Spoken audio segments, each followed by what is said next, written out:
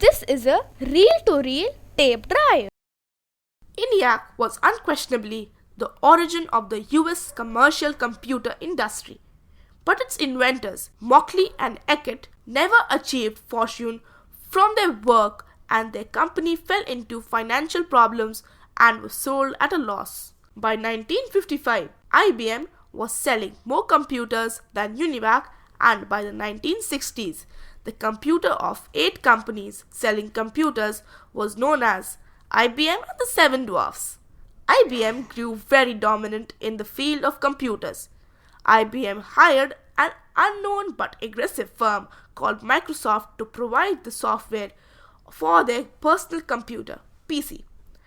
This lucrative contract allowed Microsoft to grow so dominant that by the year 2000 their market was twice that of IBM, and they were convicted in the federal court of running an illegal monopoly. If you learned computer programming in the 1970s, you dealt with what today are called mainframe computers, such as the IBM 7090, IBM 360, or IBM 370. This photograph shows the IBM 7094, a typical mainframe computer.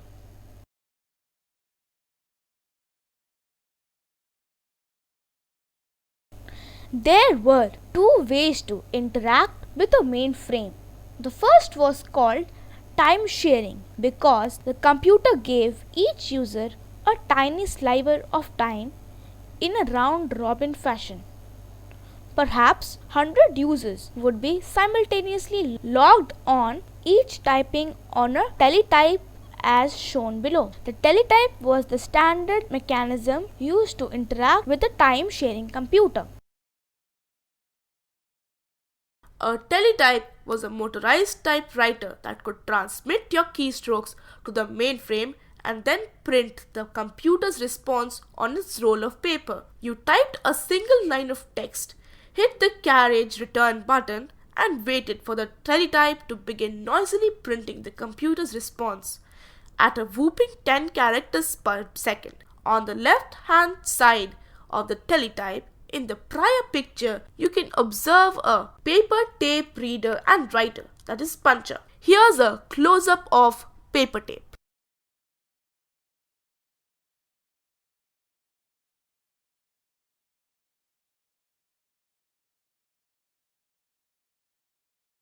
After observing the holes in the paper tape, it is perhaps obvious why all computers use binary numbers to represent data. A binary bit, that is one digit of a binary number, can only have the value of 0 or 1, just as a decimal digit can only have the value of 0 through 9. Something which can only take 2 states is very easy to manufacture, control, and sense. In the case of paper tape, the hole has either been punched or it has not. Electromechanical computers such as the Mark I use relays to represent data because a relay, which is just a motor-driven switch, can only be opened or closed. The earliest all electronic computers used vacuum tubes as switches. They too were either open or closed. Transistors replaced vacuum tubes because they too could act as switches but were smaller, cheaper, and consumed less power.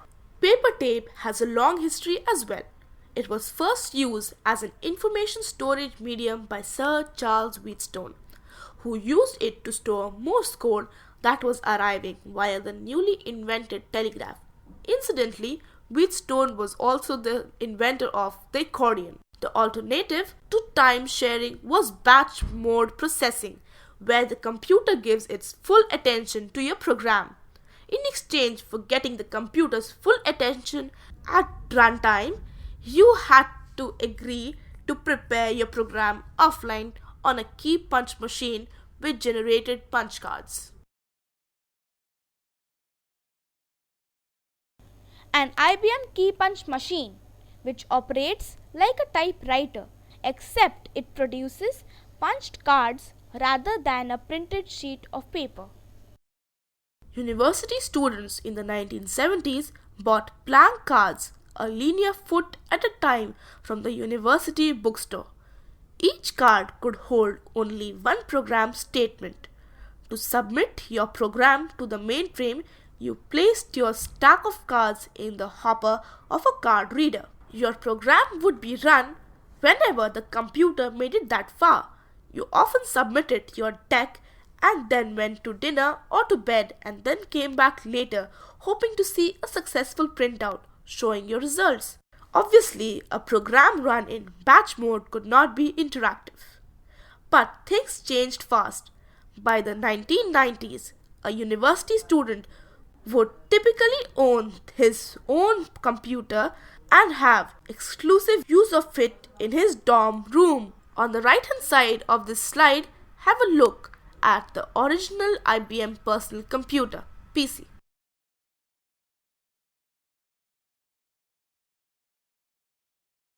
This transformation was the result of the invention of the microprocessor. A microprocessor is a computer that is fabricated on an integrated circuit. Computers had been around for 20 years before the first microprocessor was developed at Intel in 1971. The micro in the name microprocessor refers to the physical size. Intel didn't invent the electronic computer, but they were the first to succeed in cramming an entire computer on a single chip. Intel was started in 1968 and initially produced only semiconductors. Intel was started in 1968 and initially produced only semiconductor memory.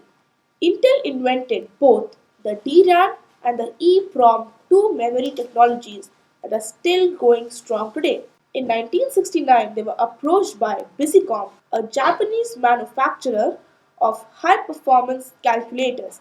These were typewriter sized units. The first shirt pocket sized scientific calculator was the Hewlett Packard HP 35, introduced in 1972. Busicom wanted Intel to produce 12 custom calculator chips, one chip dedicated to the keyboard, another chip dedicated to the display, another for the printer, etc.